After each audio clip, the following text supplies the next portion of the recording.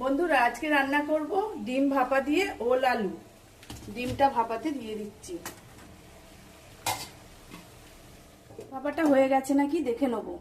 হয়ে গেছে, নাবিয়ে নেবো। নিয়ে পিসটাকে পিস পিস করে কেটে নিয়েছি, তেলে ভেজে নেবো। এবার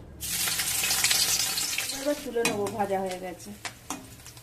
এর মধ্যে দিয়ে দেবো তেজপাতা, শুকনো লঙ্কা, পাঁচফোড়ন, পেঁয়াজ, কাঁচা লঙ্কা, টমেটো, রাখা মশলা, নুন, হলুদ, কাশ্মীরি লঙ্কা গুঁড়ো দিয়ে দেবো। আলুটাও দিয়ে দেবো। দিয়ে কষানো হয়ে গেছে, জল দিয়ে চাপা দিয়ে দেবো।